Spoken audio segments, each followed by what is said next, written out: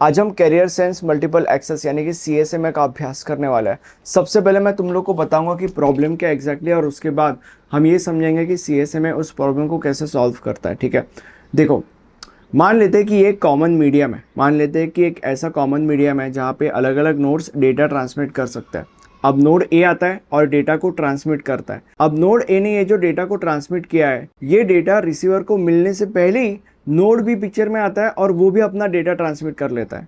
अब जब ऐसा सिचुएशन आता है जहाँ पे एक नोड डेटा ट्रांसमिट करता है और वो डेटा रिसीवर को मिलने से पहले ही कोई दूसरा नोड आकर वो भी डेटा ट्रांसमिट कर देता है, तो ऐसे सिचुएशन में डेटा कोलिजन होता है। और ऐसे सिचुएशन में जो डेटा कोलिजन होता है, उस डेटा कोलिजन को हम कहेंगे पार्शियल कोलिजन। और अभी बहुत बार क्या होता है, बहुत बार दो नोड्स साथ में डेटा ट्रांसमिट कर देता है। जब ऐसे होता है कि दो नोड्स साथ में डेटा ट्रांसमिट कर रहे हैं, तो ऐसे केस में भी डेटा कोलिजन होता है। तो ऐसे केस में जो डेटा कोलिजन होता है, ऐसे डेटा कोलिजन को हम कहेंगे टोटल कोलिजन। तो तुम लोग को ये समझ में आ गया कि पार्शियल कोलिजन क्या होता है और तुम लोग को ये समझ में आ गया कि टोटल कोलिजन क्या होता है। अब जब डेटा कोलिजन होता है, एंड बाय द वे दोनों के दोनों डेटा कोलिजन है, राइट। जब कोई भी डेटा कोलिजन होता है तब होता है डेटा लॉस, मतलब डेटा का नुकसान हो जाता है। तो अभी एक प्रॉब्लम है। इसी प्रॉब्लम को सॉल्व करने के लिए हमारे पास आता है कुछ अलग अलग मैकेनिज्म्स, जैसे कि फॉर एग्जांपल अलोहा, जैसे कि फॉर एग्जांपल CSMA। तो आज हम CSMA का अभ्यास करेंगे।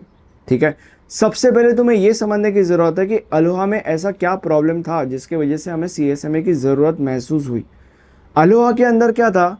अलोहा के अंदर अगर सपोज किसी नोड को डेटा ट्रांसमिट करना है, तो नोड डेटा ट्रांसमिट करने से पहले ये चेक नहीं करने वाला कि जो मीडियम है वो मीडियम फ्री है या बिजी। ये चेक नहीं करता, मतलब बेसिकली अलोहा के अंदर कोई भी नोड ये चेक नहीं करता।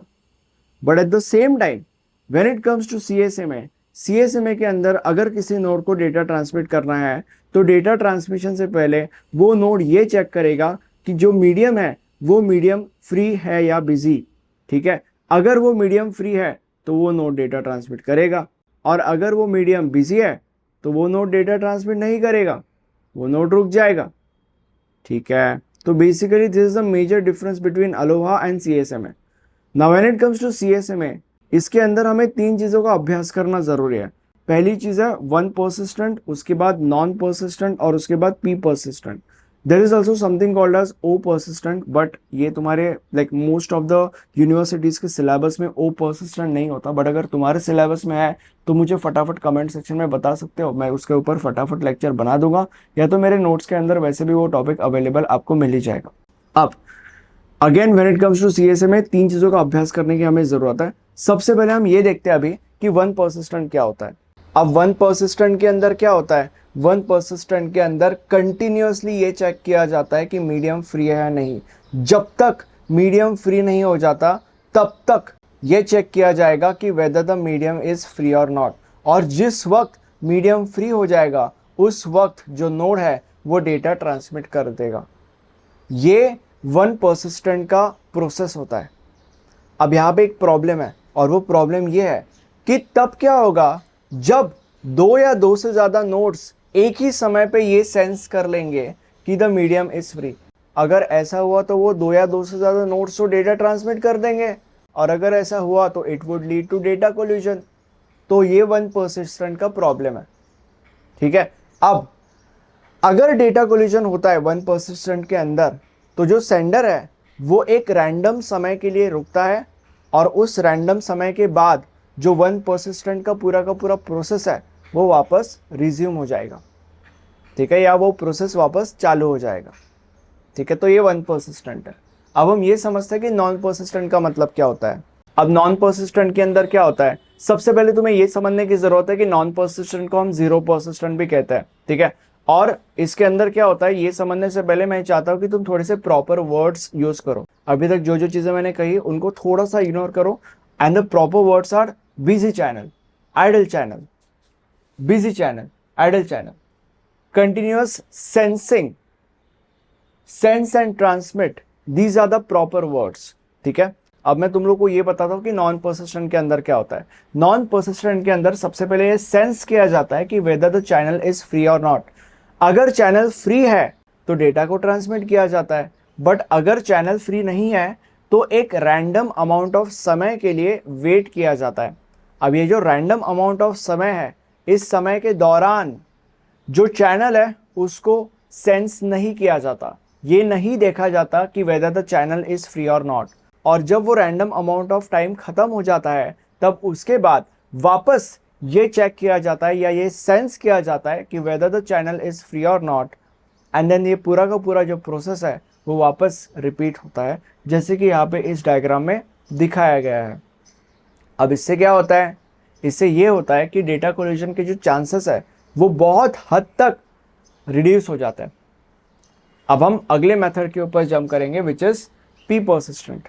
अब हम पी परसिस्टेंट का अभ्यास करते हैं, बट उससे पहले अगर तुमने मेरा स्लॉटेड अलोहा का लेक्चर नहीं देखा होगा, दैट इज टोटली फाइन, बाद में देख लेना। बट तुम्हें अभी ये समझने की जरूरत है कि पी परसिस्टेंट के अंदर स्लॉटेड अलोहा का थोड़ा थोड़ा सा कॉन्सेप्ट यूज होने वाला है, ठीक है। अब पी परसिस्टेंट के अंदर क्या होता है, पी परसिस्टेंट के अंदर जो हमारा नोड है वो कंटिन्यूअसली सेंस करते रहता है कि whether the channel is busy or not.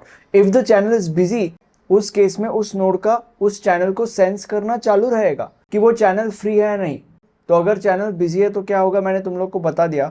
अगर चैनल फ्री है, मतलब अगर उसने ये सेंस कर लिया, या जिस वक्त वो ये सेंस करेगा कि भाई चैनल अभी फ्री हो गया है, तो उस वक्त एक नया मैकेनिज्म पिक्चर में आता है। अब ये जो मैकेनिज्म है, ये मैकेनिज्म समझने से पहले तुम्हें ये समझने की जरूरत है कि हर एक नोड को ना एक प्रोबेबिलिटी असाइन की जाती है बाय द नेटवर्क ऑथराइजर, ठीक है। अब let's say for example node ने सेंस कर लिया कि द चैनल इज फ्री, उसके बाद क्या होता है, जो नोड है उसको फिर भी डेटा को ट्रांसमिट करने नहीं दिया जाता। सबसे पहले उस नोड को एक रैंडम नंबर जनरेट करना पड़ता है। अगर नोड की प्रोबेबिलिटी उस रैंडम नंबर से ज़्यादा है तो ही जो नोड है वो डेटा ट्रांसमिट कर सकता है, ठीक है। और वो जो रैंडम नंबर है, that random number is between 0 to 1। और अगर नोड की प्रोबेबिलिटी उस रैंडम नंबर से कम है तो फिर जो नोड है उसको वेट करना पड़ेगा for the next slot, okay. अब इसका फ्लो चार्ट हम देखते हैं, ये उसका फ्लो चार्ट है। यहाँ पे क्या हो रहा है, सबसे पहले नोड ये सेंस कर रहा है कि whether the channel is busy or not. If the channel is busy, again sense करते जा रहा है करते जा रहा है करते जा रहा है, unless and until the channel becomes idle. Now जब चैनल आइडल हो जाता है, मतलब जब चैनल फ्री हो जाता है, प्रोबेबिलिटी आउटकम चेक किया जाता है। अब प्रोबेबिलिटी आउटकम मतलब बेसिकली वही कॉन्सेप्ट जिसके बारे में मैं बात कर रहा था, वो मैकेनिज्म बेसिकली। मतलब ये देखा जाता है कि जो नोड का प्रोबेबिलिटी है वो उस रैंडम नंबर से बड़ा है या नहीं। अगर नोड का प्रोबेबिलिटी रैंडम नंबर से बड़ा है तो उस केस में स्टेशन कैन ट्रांसमिट। स्टेशन मतलब बेसिकली वो नोड। तो अगर नोड का प्रोबेबिलिटी रैंडम नंबर से बड़ा है तो उस केस में स्टेशन कैन ट्रांसमिट। बट अगर नोड का प्रोबेबिलिटी उस रैंडम नंबर से कम है तो उस केस में जो नोड है वो वेट करेगा फॉर अ स्लॉट, ठीक है। और उसके बाद ये चेक करेगा कि whether the channel is free और नॉट। अब अगर ये चैनल बिजी है तो it would act as if collision has occurred and start again. मतलब बेसिकली वो स्टेशन इस तरीके से बिहेव करेगा, स्टेशन मतलब नोड होता है बाय द वे, तो वो स्टेशन इस तरीके से बिहेव करेगा कि भाई कोलिजन हो चुका है और ये जो पूरा का पूरा प्रोसेस है वो वापस चालू कर देगा। और अगर चैनल फ्री है तो उस केस में यहाँ से ये जो प्रोसेस है वो रिपीट होगा, ठीक है। तो बेसिकली ये है पी परसिस्टेंट। मुझे बताओ अभी कमेंट सेक्शन में कि आपको लेक्चर कैसा लगा। बाकी thank you so much, bye.